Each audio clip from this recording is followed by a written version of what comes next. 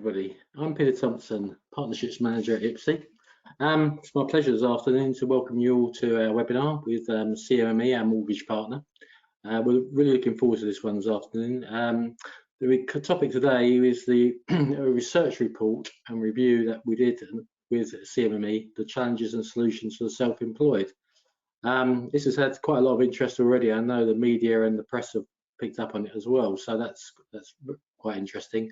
And I think from what the Simon and Thomas will tell you this afternoon will be quite enlightening to you. So I'd like to introduce Simon Butler, who is Head of Mortgages at CMME, and Thomas George, who is the Marketing Manager at CMME. I'll also tell you that we will have a recording the video, and it will be sent out to all attendees within 24 hours of the event. If you have any questions, please drop them in the comments box and we'll endeavour to get through them at the end. Any that we don't get through, I know that Simon and Thomas will get back to you via email afterwards. So I'd like to introduce Simon and Thomas to you. Good afternoon. Thank you, Peter. Hello, everybody. My name is Thomas George. I'm Marketing Manager for CMME. I'm joined today by some of you I may have already seen Simon Butler in previous webinars.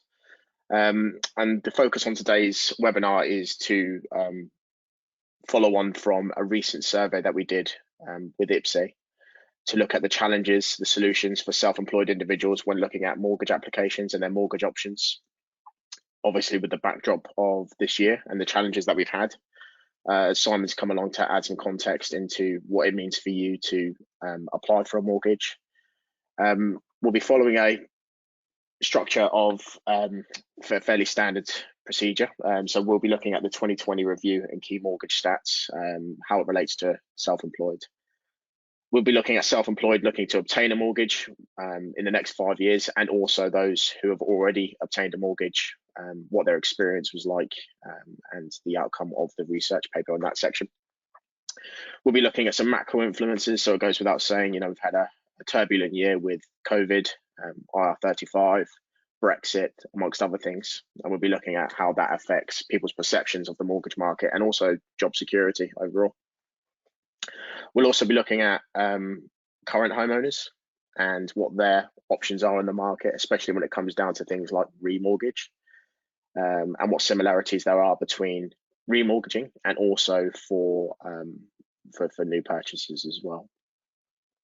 And then finally, Simon will be running through some frequently asked questions, along with some questions that we've had submitted earlier in the day for mortgage applications, some tips that we can supply as part of being a partner with IPSE for mortgage advice, and ultimately, as a self-employed professional, what to expect when applying for a mortgage in the first instance. So just to give you a little bit of background about the research itself, IPSE and CMME collaborated on a bespoke research project to further understand the self-employed people's experiences around mortgages. The report focused on past experiences of obtaining a mortgage while self-employed and the areas that cause difficulties, especially in the context of the pandemic, as I already mentioned, as well as other factors that are affecting freelancers' finances, such as Brexit and government tax policies. Now, the report itself won't focus too much into obviously the pandemic, Brexit, IR35, but we do touch upon that and how it affects your mortgage options. But today really is just about getting a feel of what people's perceptions are of the mortgage market at the moment, and also, you know, some of the solutions out there for the self-employed. So if we dive straight into the report, and we'll look at the general mortgage market as a whole, first of all. So as mentioned before, 2020 was a fairly turbulent year, as we keep saying. And some of the key facts that happened in the 2020 was, you know, the value of new mortgage commitments compared to the previous year was actually up 6.8%. So all in all, the mortgage market was actually fairly buoyant throughout the year, despite the pandemic. And that goes across all lending, not just within self-employed market. With that, we saw house prices increase by an average of 8.5% across the UK. So as well as the mortgage market being fairly buoyant across the board, it also meant that that had a direct impact on house pricing. And in fact, 8.5% across the board is a fairly substantial increase year on year. According to recent IPSE research, 28% have come out of the year feeling more buoyant about their future as a freelancer. So, roughly a third are feeling confident coming into 2021 that they'll have more opportunities as a freelancer and other aspects within their roles. In terms of the actual mortgage market itself, again, it's been a year of highs and a year of lows. And what we'll touch upon within this report is just how that impacts people in a self-employed aspect. So 90% LTV mortgage rates coming back on the market was a highlight towards the end of the year, especially after such high deposits were required earlier on in the year to supply a mortgage. And again, later on in the research, we'll touch upon the perception around that. And also at the moment, the base rate of interest for lending set by the Bank of England is the lowest it's ever been as a direct result of the pandemic and the early lockdown back in March. So just to give a bit of commentary around this and just to kind of expand on the points Tom's made, just for anyone's reference that they weren't aware of this, the Bank of England chose to reduce the Bank of England base rate down to 0.1% not too long after the lockdown came into effect around March, April last year. By and large, when you see a reduction to the base rate, you often expect that lenders will instantly drop interest rates in line with that. But what we actually saw, because we've been through a period, probably somewhere in the region of about 2 to 3 years of historically low rates, that prices were kind of at a level where lenders, I think it's fair to say, were probably finding it difficult to find anywhere lower they could go with them. And I know there's talk at the moment of potential for negative interest rates. I think it's important to bear in mind that the chances of negative interest rates, from what we've been reading of the Bank of England's commentary around this, is they've prepped banks for it. They aren't necessarily saying it's something they're going to use. So it looks more like it's an initial foray into just making sure that banks are geared up to it, which can take up to six to 8 months, according to what I've been hearing. But the chance of that coming into effect anytime soon are probably quite slim. So I bear that in mind as well, if anybody were thinking that rates might drop suddenly because of that. But I think the government, the Bank of England need to see what happens after the lockdown before they start taking such extreme measures. So that's just one thing to bear in mind. But just coming back to the point about interest rates not having changed too much since March last year, I think lenders predominantly have been pricing as low as they can go. We've actually seen a lot of rates change nearly weekly at the moment because there's a lot of competition still. But we actually expect there to be some adjustments in that area over the coming sort of 3 to 6 months, I would have thought. Just in terms of what Tom mentioned as well around loan to value, I think probably one of the most important things to bear in mind is 85 and 90% mortgages, maybe even 95% mortgages, are particularly most widely used by the first-time buyer market. And we have seen 85 and 90% come back to market over the last couple of months, particularly with some of the larger lenders. I think the important thing to bear in mind, though, is because they retracted these from a concern of risk, expecting property values to drop suddenly last year, and that didn't happen. So they actually came back relatively quickly to market. But lenders are still being very particular and very picky around these areas, particularly in credit scoring. So just as a sort of small tip on this one, just to bear in mind, if you are looking at such high LTVs, loan to values LTVs, it's important to make sure that your credit profile is in a good state, and you're fully prepped to proceed at that level. But yeah, that's just an initial point on that one. Great, thank you, Simon. So just jump directly into the report now. So this is sort of just some snapshots of the market over the past year as a whole. But ultimately, with the report, we wanted to find the perception around self-employed in particular, and that covers freelancers, contractors, limited company owners. So we've got to sort of club them together as self-employed as a label, but generally that breaks down into a lot of different areas and how people choose to work. And a common theme that we'll find, especially with the IR35 introduction, is that over the next 6 months in particular, a lot of people will choose to work differently depending on their situation, contract, permitting. So we'll come on to that in a second, but it's just worth bearing about. So in terms of applying for a new mortgage, the first initial questions that were asked were around people who had already obtained a mortgage, and ultimately what their thoughts and feel were when applying for that first time mortgage. So again, this research is all available as a handout in more depth. So if anything's not covered in today's webinar, please feel free to go and read the research for yourself. And it's broken down into fairly minutiae detail in there for more research. So just in general, you know, it's a comment to make that a quarter of all self-employed people, when applying for their first mortgage, did find it difficult. And some of those key reasons for finding it difficult was having to provide more paperwork. Some lenders wouldn't consider me at all because they were self-employed. So, you know, it gives a limitation on the amount of lenders that are available to work with self-employed individuals. Some were penalised for being self-employed, and also, you know, sourcing the mortgage maybe over the last 5 years in particular, some of the rates were higher than what they thought they would have got. And as Simon was just touching upon, I think, you know, the change and the shift in the market was there was a lack of low deposit mortgages in the first instance, and seeing sort of rates change, and especially over the last year in particular, with those high LTV mortgages coming back on the offering, it could be seen as a more difficult time for people to get a mortgage if that is a case of the low deposit risk on there. But you'll see as a common theme throughout this research, and actually, you know, this is a poignant first slide, but essentially the paperwork element of it and how lenders understand self-employed when applying for a mortgage is a real common theme throughout the research. So, you know, depending on people who had experience with a mortgage, people thinking about getting a mortgage, and also remortgage as well. So, you know, you've already got your mortgage on the table, but essentially when renewing, it could be a case of jumping through those hoops again, and essentially, you know, almost 100% of people, so every single person in this survey section had to provide more paperwork than the average lender, I suppose. So I'm just going to touch upon some of the questions that are here. So I'm just aware that quite a few are popping through. Simon, did you just want to touch upon the paperwork aspect of that?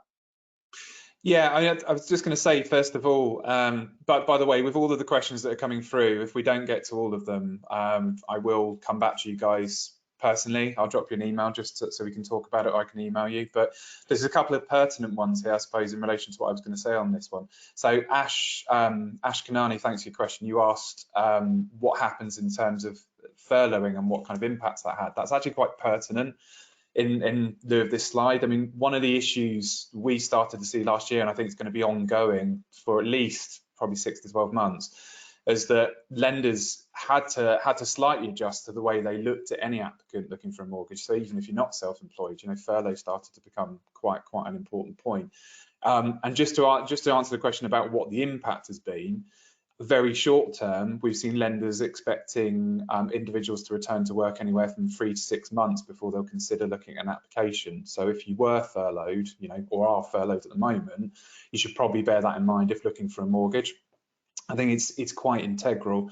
Bearing in mind the increased scrutiny Tom's mentioned as well, and based on the respondents, you know, to this survey, lenders effectively started to ask for a hell of a lot more information as well, partly because of furlough. For self-employed individuals, there was concern around lack of work, whether that to be the case or not. So lenders have increased scrutiny for everybody. You've got the potential for government assistance aside from furlough. So bounce back loan usage is something else that has to be factored in. So lenders are asking more questions about, you know, what was the money used for? Why was the money taken? Is there any expected long-term impact from usage of that money? You know, so all these things are really important. I think the one that probably, to some degree, has probably been forgotten a little bit about now because people used it and aren't using it so much at the moment is mortgage holidays. So there was a huge uptake in the use of mortgage holidays when the pandemic first hit. And again, lenders are, you know, having to look at that and take that into account when assessing a mortgage. Now, it's fair to say, given that they had to extend that olive branch to assist people, they can't necessarily look at it negatively. but they'll certainly be factoring in why someone took a holiday into future applications. So, you know, were you out of work? Was there a loss of contracts? What's the potential for future contracts? I think all of this really just adds to the fact that lenders are probably, you know, for quite some time now, will be looking at every application in a little bit more depth. And we particularly saw how that impacted the market when, if you bear in mind, the stamp duty holiday kicked in towards the end of the summer. There was a huge increase in mortgage applications, and we'll come to that in a minute. But consequently, because lenders were asking for more information, the application time for an average mortgage went from anywhere from 2 weeks at the point it was submitted to secure an offer, upwards of 6 to 8 weeks probably for a good 4 months. And that's only started to, the bottleneck's only started to you know, basically dissipate now. So all of these points have had an effect. You know, we'll come to this in a bit more depth in a minute as well, but with some of the positivity we hope to see coming over the next few months with the pathway the government have outlined to coming out of lockdown, there's always going to be the risk as well that some of these things could come back into play as the market picks up and becomes busier. But yeah, the point about, I think the only other point I wanted to mention on this slide, which I thought was quite interesting, was you know, the level of respondents saying I was penalised for being self-employed.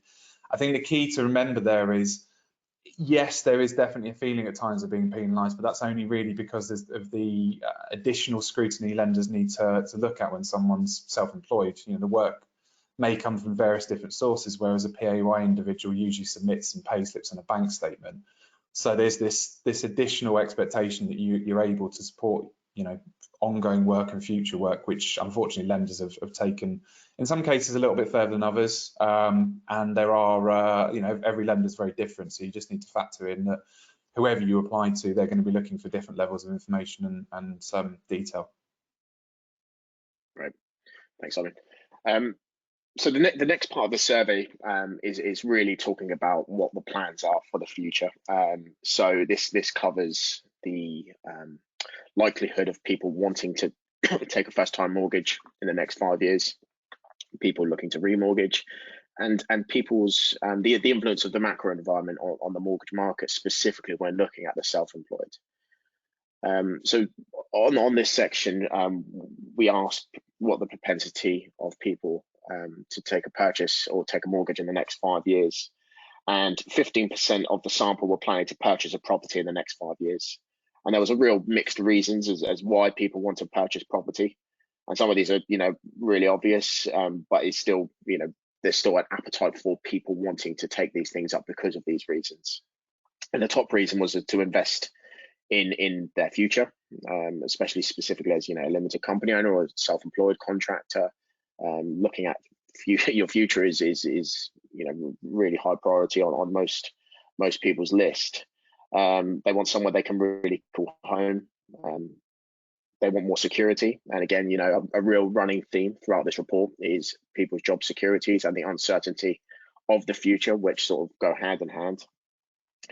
To improve the quality of life, and sort of anecdotally, what we're hearing from a lot of people is, you know, in the era of working from home, there's opportunities to upgrade your property. There's opportunities to, you know, settle down somewhere that the chances are that you could be working from home for the foreseeable future. You want somewhere that's going to work for you just as much as you're going to be working from there.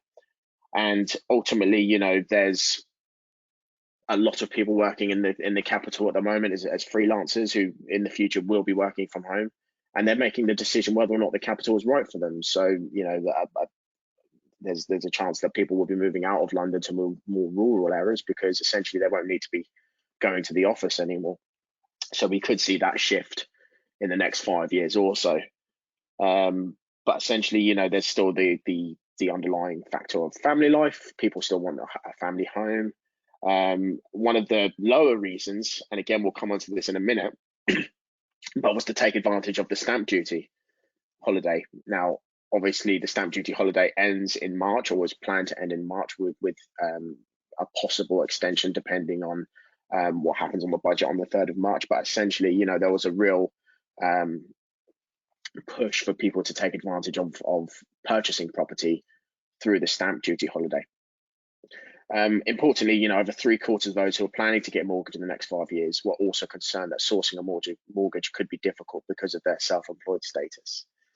Now, again, you know, a running theme throughout all of this research is that the self-employed individuals out there are still penalised for their mortgage choices and how they choose to work.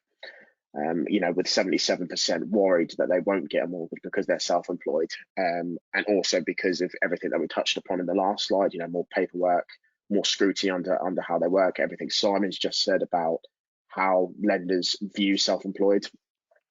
One of the questions that's actually come through, I've just noticed, and we'll come into it in more detail, but as people choose to work differently, and it's the case of you become inside or outside IR35, could dramatically change how you contract yourself and how you conduct yourself in a freelance manner. And ultimately, the banks will need to look at that as a completely separate way how they look at contractors, especially if you're switching from contracting to umbrella. There also may be sort of breaks in your contracting in the last 6 months, especially with Simon was saying with furlough. So it's by no stretch of the imagination impossible to get a mortgage, but there are challenges, and these are clearly observed by the freelance community that we surveyed in this research. Tom, just on the just to answer those, because there's a couple of questions here around IR35 and off-payroll and umbrella. I think it's probably a good one just to jump in on at this point. I mean, look, the good thing is right now, for any of you in a situation where you're considering using an umbrella, you use an umbrella at the moment, whether you're trying to decide whether you should go down that route or you're not sure if maybe you should even go fixed term contract, whatever, you know, I don't know what your circumstances would be.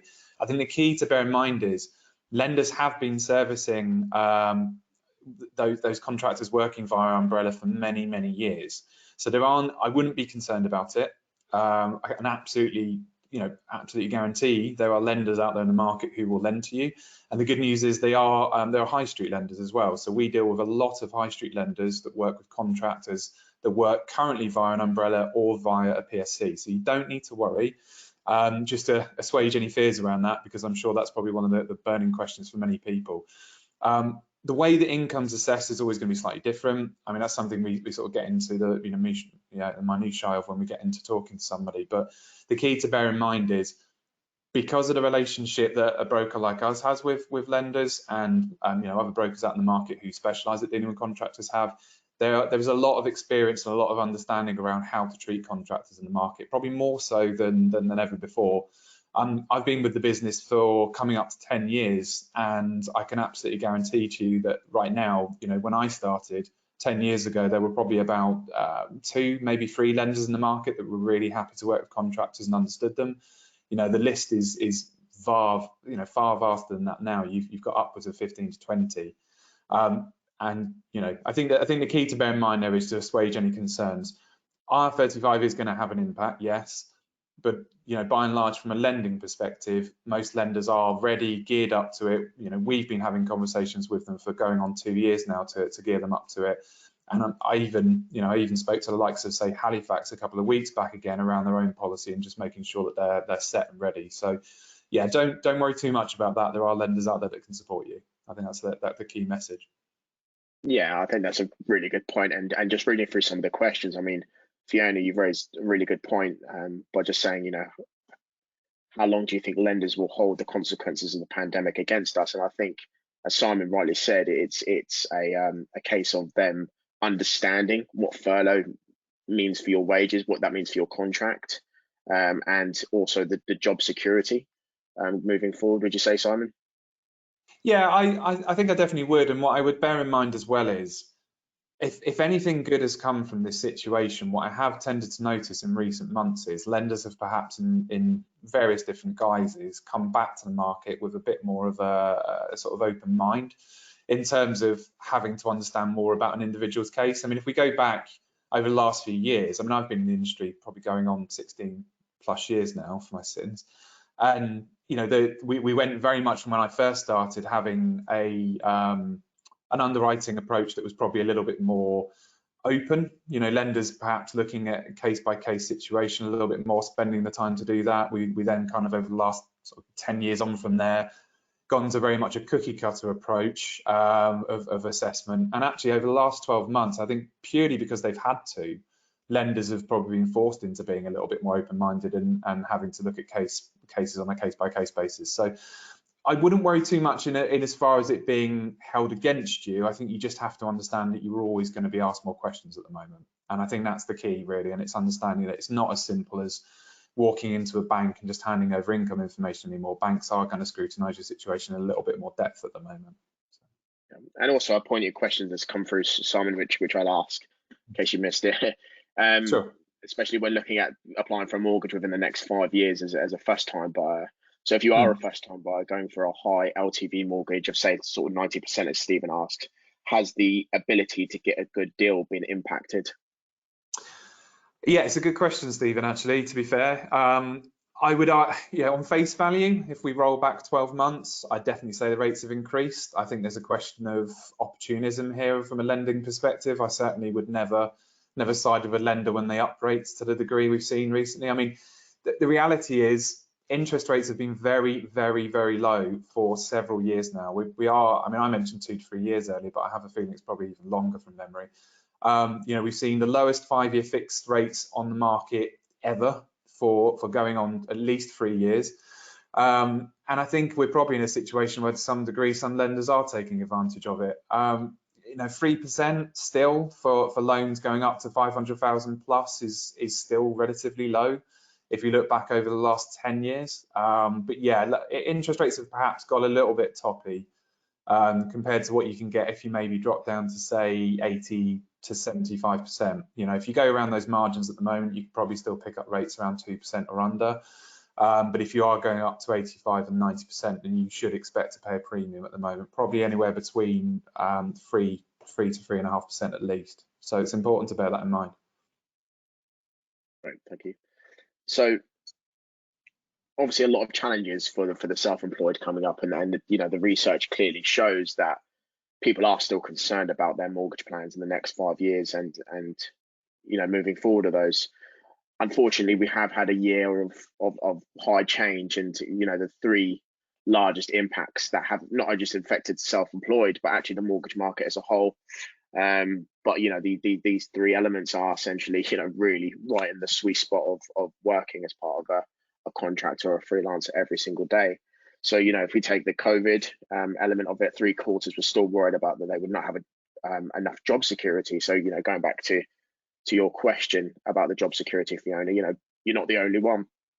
There's still a lot of people out there who are worried that because they've been unable to work, they've been furloughed, they've had to take bounce back loans. There's a lot of stimulus to help people, but at the same time that still brings concern. And to ease the financial burden of the pandemic, mortgage lenders, as Simon rightly said, announced a mortgage holiday. And in a recent research, a total of 20% of the sample that we asked currently had a mortgage, stated that they had successfully applied for one. So you think 1 in 5 of the people that were asked in this survey were actually already taking a mortgage holiday or had taken a mortgage holiday at some point. And when we look at sort of things like IR35, again, a massive change in how people work, and similar numbers. Over 2/3 of the sample size were concerned about the impact of IR35 changes, with 53% stating that they were very concerned. So how that applies for your finances, it goes hand in hand. A mortgage is probably your biggest financial commitment that you'll ever make in your life. It goes without saying. And IR35 is directly going to impact people's incomes and how they choose to work. And again, 77% in the last slide had already said that they are worried about applying for a mortgage in the next 5 years. And of those 77%, there's still 53% are very concerned about the IR35 impact. So it makes sense that people are more worried than not. But that, again, as Simon was saying, that doesn't necessarily mean there's doom and gloom on the horizon. But what it just means is that people's perceptions of the market at the moment, according to the research, is there is a state of concern in the air. So 21% of those working through a limited company expect to no longer be self-employed within the next 12 months, and 18% can be operating through an umbrella company. So exactly as what Simon was just saying, people will be choosing to work differently, and that will impact the paperwork and the way that lenders assess people in different situations. And last but not least, I'm sure we're all sick of hearing it over the past 4 or 5 years, but Brexit is a massive impact on not just the mortgage market, but how the UK chooses to do work. So 68% of freelancers remain concerned about the impact of the UK leaving the European Union. Now, this was done in December, so as we all know, January 1st was the last day of UK being part of the EU. So again, I expect that may change in the next 6 months, but as of the end of 2020, 2/3 again were well concerned about the impact of Brexit. Simon, have you got anything to add on those? Or? So I mute myself. So I know I'm not going to go into the specifics of it, sorry, but I think there was a question, possibly Gavin, just in relation to what you were just saying around switching from umbrella, limited to umbrella, and vice versa. To be fair, Gavin, with that one, and for everyone else's reference, actually, there are lenders that will look at your situation on face value and actually look more at the contract as opposed to you switching from one to the other. So sort of traditional thinking of, and this is more specifically if you're a contractor, but traditional thinking around having to have, say, 2 years worth of limited company accounts, that kind of thing, it tends to be more of a moot point when it comes to contractors. I won't go through the full detail of what you've sent over there, because I'm quite happy to answer that one on an email so we can have a chat about it. But yeah, just in reference to having options available if you do choose to move between different work types at the moment, don't worry about it too much. What most lenders are doing is looking at track history. So all they're really looking at is if you're a contractor, as long as you've been contracting for, say, a year, 2 years, whatever it might be, you've got some history behind you. If you've chosen to change the way that you're actually paying yourself and securing the contracts, lenders, by and large at the moment, are taking that into account. And I think they'll have to get used to doing it more and more for the lenders that aren't quite there yet. So yeah, don't worry about that one too much. There are lenders that will look at it for you. And even when looking at the timeliness of this, as I mentioned, this research was done in December, and even as we all know, attitudes can change fairly quickly. And I think even last night, the government announcing the roadmap out of lockdown will substantially sort of have an effect on each of these macro influences or concerns around the market. So, hopefully, if we did the research again in 6 months' time, we'll see a marked improvement in people's concerns for each of these areas. So we looked at sort of people looking to purchase a property in the next 5 years. We looked at people who already have a property and what their perceptions of gaining a mortgage for the first time was like. This is sort of looking at, again, the macro influences of what impacts not just self-employed, but the mortgage market as a whole. But there's a lot of people out there already with a mortgage, and they've been sitting on mortgages. As Rolly said, a lot of them have taken mortgage holidays. A lot of them have looked to refinance existing deals. And overall, when we look at sort of homeowners as they currently stand, within the survey, 34% actually plan to remortgage their home.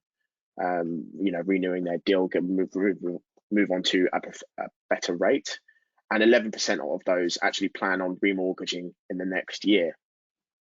As mentioned, 60% of those actually want to find a better rate. So they're actively shopping around. They're looking at what they can offer, and especially those on a fixed rate mortgage with a rate that could be more preferential when they come off their fixed term mortgage within the next sort of year or so.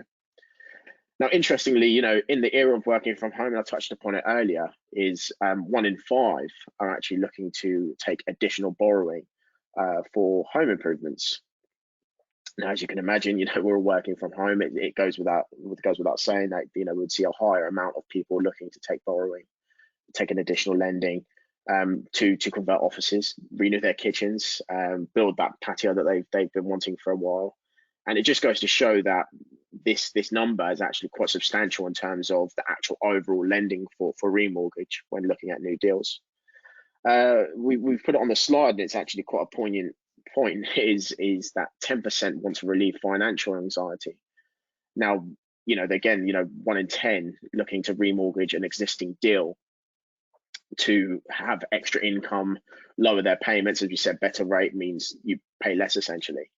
But essentially, there's a real connect at the moment between people's mental well-being and their finances.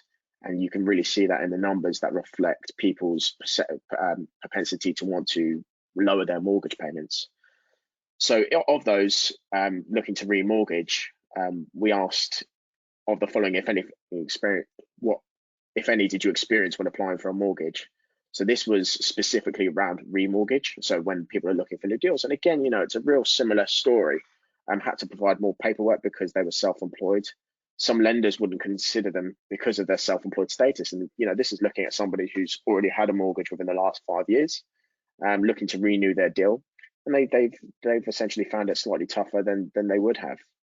They've also been penalised for being self-employed. So some big numbers there. But I think, again, sorry to labour the point, and again, in a second, it'll probably be on another slide, but it just goes to show that, the perception of self-employed is that they have to jump through hoops, they have to provide all this paperwork, and in reality, they probably have. But the perception is that it's not. Sorry, the reality is that there's ways around that, and there's things that are out there for the self-employed. But the truth of the matter is that they do have to do slightly a few more steps to apply for a mortgage. So in terms of remortgage, it's a bit more of a, if you look at the mortgage market as a whole, it's a bit more easier to predict because people's rates generally have a fixed time in which they expire. They generally, want to look at it because it's a place of, I've already got a mortgage, I just want to renew my mortgage. But, I can see personally, and this isn't reflected in the research, an increase in people taking extra lending to, as I said before, relieve anxiety, financial anxiety, and to take additional lending for home improvements.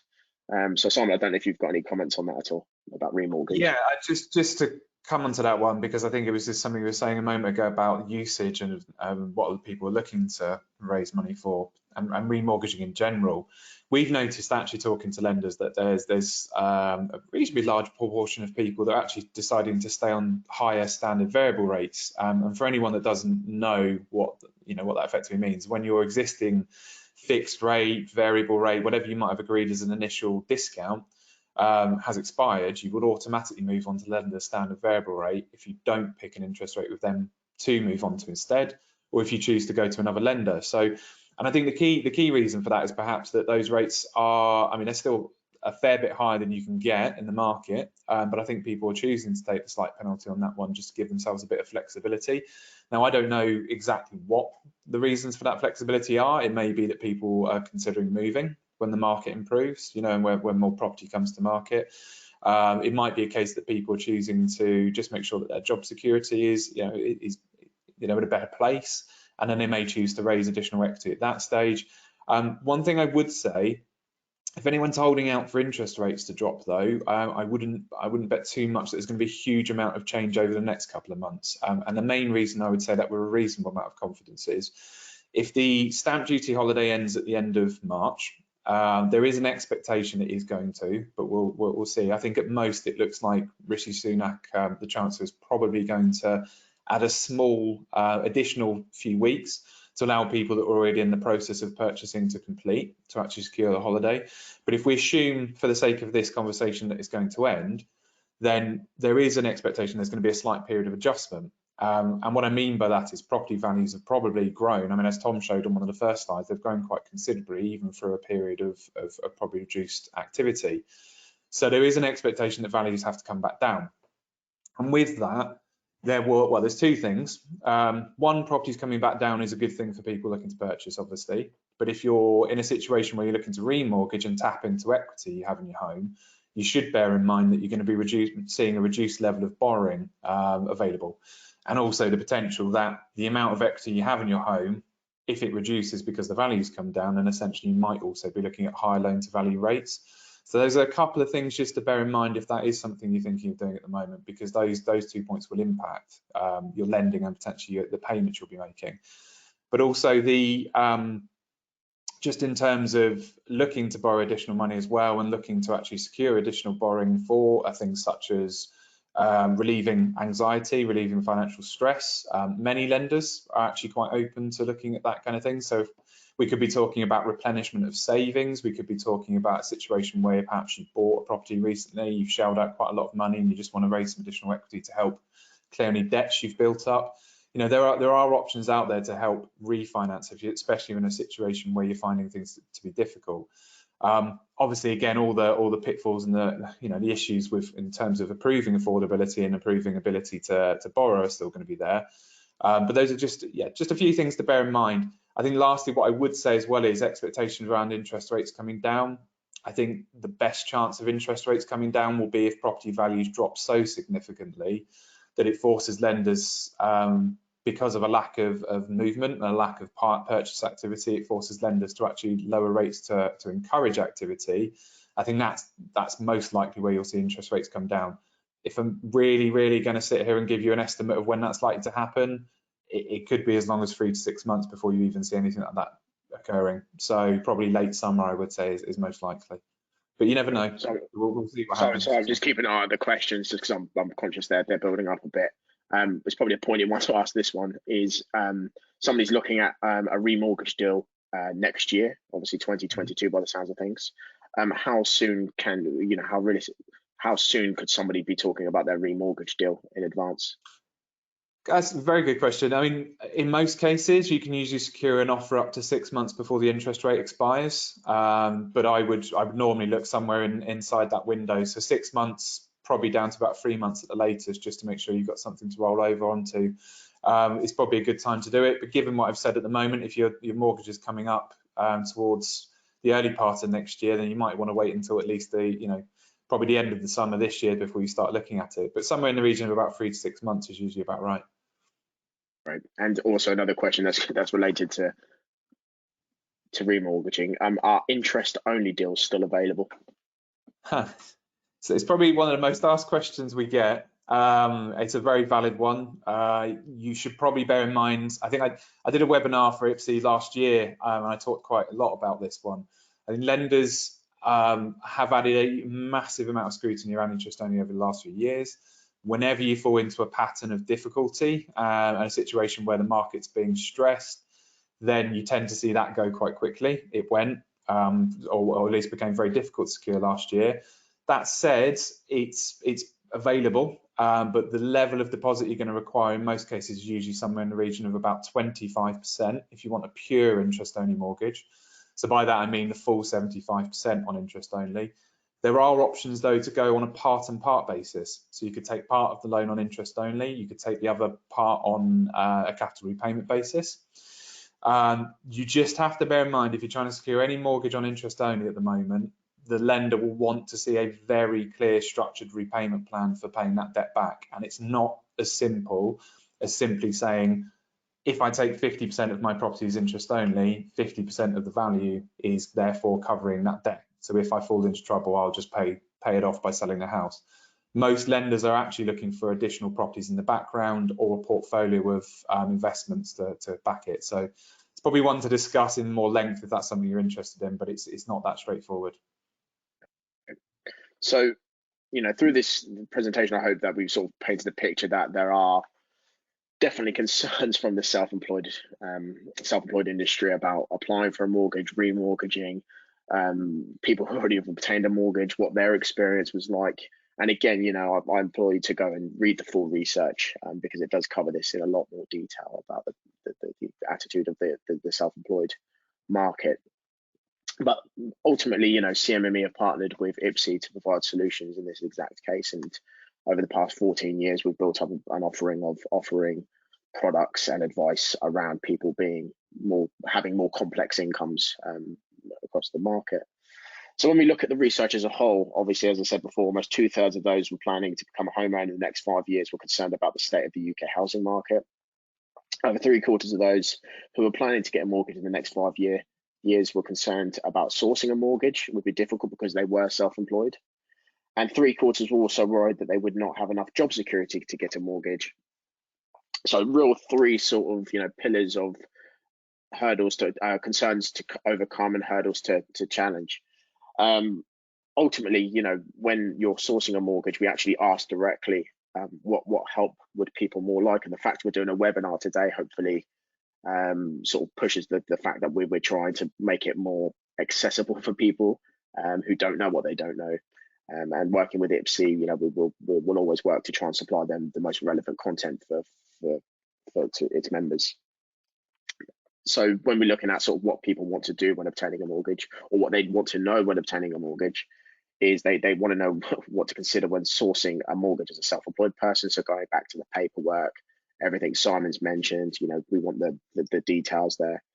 How to find the cheapest mortgage deals with the self-employed. So again, this perception around that the self-employed are penalised for their mortgage choices or how they choose to work, and ultimately they still want that right mortgage deal for them.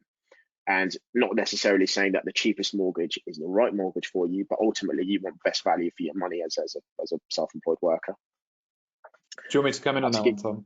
Yeah, jump in, Simon, if you've got something to say on that. Yeah, because I think it's quite a good point, and I think it's obviously no great surprise to see that the second highest level respondent said that how to find the cheapest mortgage is obviously the most important point, well, one of the most important points to them. I think the issue for most people to understand is that the vast majority of lenders in the market have self-employed criteria. I mean, we won't find any these days that don't, but the way that the nuances of this criteria changes from lender to lender dependent on what they will and won't use to assess a mortgage. So when we come to the FAQ in a minute, I'll just go into that in a bit more depth. I suppose the key to bear in mind here is you can find a lender in the market that might have the lowest rate, but there's other factors you need to bear in mind when you're considering whether they're the best choice for you. So lenders have made recent restrictions around income multiples. So a good example last year with Barclays and NatWest both choosing to actually say, well, they were going to have lending multiples for all applicants other than self-employed individuals remaining at sort of the upper end of 4%, but for self-employed individuals going down to around 4.5% times that person's income. They made slight, some restrictions in and around those areas. So it's, one lender might take your overall income they have to use and multiply that by 4.5 times, whereas another lender might choose to multiply only by 4 times. There's many different factors you need to bear in mind. Attitude to credit is quite important. I talked at length at that last time I did a webinar for anybody that saw that. The way that your credit profile is assessed and the way it's looked at is really, really important. Spending habits, keeping yourselves in credit, there's lots of essentials around that. We've got some really good FAQs on our website around that sort of thing, which are really helpful. But also bearing in mind the types of documents you're going to be able to need to supply to a lender are really, really important as well. So being prepared and ready and knowing what is actually going to need to be supplied for an application is probably one of the key points, because delays in our experience quite often happen when we start to talk to someone and they've already got sort of 2 or 3 steps ahead and made offers, only then to come to speak to us to find out what they need to supply. And then you end up in this kind of long process because they're trying to chase HMRC for documents and so on. So yeah, I mean, in terms of the rate, it's obviously important, but I think it's really key to also understand what lenders will want. So yeah, great. And so I've just noticed a question come from Jamie, just saying about my comment about for people who don't know what they don't know. Is available to viewers in this one. Yeah, absolutely. Simon did a webinar last year covering off in real great detail what to expect as a self-employed individual looking to get a mortgage. As part of our relationship with IPSE, we also try to supply as much content and as many guides as we can, but I also implore you to go and check out cmmemortgages.com for any, as Simon was saying, FAQs, more information. We try to educate as much as possible on the site. So just conscious of time, we've got just over 10 minutes left. So we've had a lot of questions come in through the morning yesterday. And what I've tried to do is just distill these into some common questions. We'll try and cover as well. Some will try to cover off as many of these today.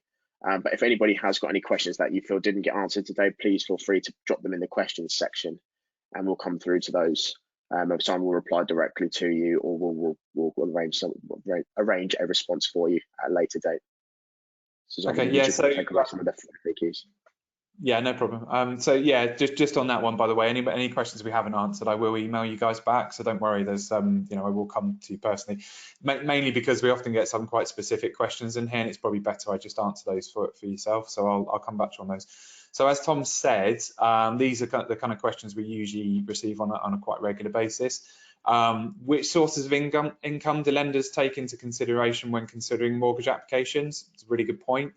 For self-employed people, as we've kind of highlighted already, For contractors, there is such a thing as contractor income assessment. So we can look at pushing, traditional methods of looking at your limited company accounts, your trading accounts to one side, and we can actually take the contract or history of contracts and go to many lenders in the market who will allow us to annualize the daily rate, the hourly rate, however you work, to get a truer reflection of your earnings, and then they'll fall back on your personal bank statements if you're using an umbrella, or your business bank statements if you're using a limited company, to actually then just corroborate that what we're putting forward as an annualized income is actually accurate. For someone that's purely running a limited company, lenders can take salary and dividend combined. There are still lenders in the market who will take salary and net profit from the company trading accounts. There's a variety of ways they can do that. Some lenders still exist that will actually take 12 months worth of history. In the main, by and large, you're probably looking at 2 to 3 years worth of trading history being used, and I usually average it over the last couple of years just to get an income assessment. Now, just to say as well, if anybody is interested, by the way, the last webinar I did, particularly the one that Jamie's asked about, it does actually go into that a lot more depth around that. So it's probably worth investigating that just to hear any more if you are interested. Now, what multiplies the amount loaned typically? I sort of touched upon this a moment ago. I would say probably on average at the moment, you're probably talking about 4 times the income that the lender's happy to assess. Bearing in mind, if you do have 2 applicants, they will then combine the 2 incomes and then multiply that by the same level. There are lenders still out there that will go to about 4.5 times income. There are a few that might even go as far as 5, but the reality is right now, based on where we are in the market, because of all the stresses and impacts of what's happened over the last 12 months, you're probably talking about lenders that are going to charge you quite a lot more on interest rates, but they do exist. I think what will probably happen, as happened last time when we went through the recession, about almost 10 years ago, over 10 years ago now, we saw a lot of these sort of higher lending options disappear from the market for 6 months to a year, and then they gradually returned. And I think, funny enough, actually, we're already seeing lenders improve options over the last couple of months. So we should see things, improve. The question, would turnover ever be used for a well-performing company over salary and dividends? I think, to be fair, the best way we can use turnover and other companies that are able to work with you as a contractor would be effectively to annualize your daily rate or your hourly rate. That's the best chance you have of getting turnover used. No lender will ever use just the turnover from the accounts because of the tax and expenses needing to be deducted. But yeah, just to bear in mind, there are lenders out there, if you're a contractor, they will, by and large, allow you to do that by annualizing your daily rate. So what kind of earning history is used as a basis for lending decision? I think it's very variable. I mentioned this a moment ago, 2 to 3 years worth of trading accounts is probably the average. Most lenders out there will tend to use that if they're assessing using account documents. There are some that will take 1 year's worth of history, but they'll probably look back and consider what you did before you started the limited company to try and understand what you were doing before you sort of moved into that line of work. If you're a contractor, I would say it's very variable. We've got lenders out there right now that will take day 1 contractors. There are lenders out there that will quite often want 12 months worth of history. Some even go as far as 2 years. Most will probably want to see your current and your previous contract just to give them a flavour of what you've been doing. For many, many years, what we've actually supplied lenders with as well is someone's CV, just to show a very clear history of what they're doing, and what they've been doing for the last few years. So those are really useful documents because that helps to establish you in the eyes of the lender. So we often supply that when we then supply things like the contract and bank statements. And lastly, do high street lenders typically lend to company directors, self-employed, or is it a specialist request? I think probably for the full 10 years I've worked here, I've been asked that one daily. Just to give you guys a quick rundown of the kind of lenders that are out there that will actually look at contractors. You've got the likes of Nationwide, Halifax, Barclays, Clydesdale Bank, Accord Mortgages, NatWest. There are many, many, many others as well, but you're talking about some of the largest UK banks do actually consider contractors, and we'll look at their case now. And what they don't do, which I think is probably the really, really, really key one here, is they don't put you on different interest rates just because of the way you work. We used to see that quite a lot, but most lenders now, in fact, nearly all lenders now, will give you the same range of options and products that are available to someone working on a PAYE basis. and regardless of how you work. So whether you're contractor or self-employed, there isn't this kind of small bracket of rates available to you. So yeah, just hopefully that answers a few of those. But yeah, that's yeah. Right. Thank you. Well, that's the end of our presentation, our webinar today. If anybody would like to discuss anything further, please feel free to email any questions in. As I say, we've still got quite a few questions on the list that unfortunately we didn't have time to answer to today. So Simon will come back to those personally. There is a handout available, which is getting the self-employed on the property ladder, which you can now download. Again, I employ you to go and read it. It's really insightful about how self-employed and the mortgage market works hand in hand almost. Again, if anybody would like to discuss any of their mortgage options, please visit www.cmmemortgages.com or in your IPSE membership area to discuss your mortgage plans. And finally, if I could just ask if anybody has time, is please scan the QR code on screen and leave feedback regarding the webinar. It will just help inform us to design better webinars in the future. And your feedback is obviously more than welcome to be heard. So there's a QR code on the screen now. Simply scan that and we'll collate your feedback. But in the meantime, thank you very much for joining and have a great day. Thank you. Thanks for your time.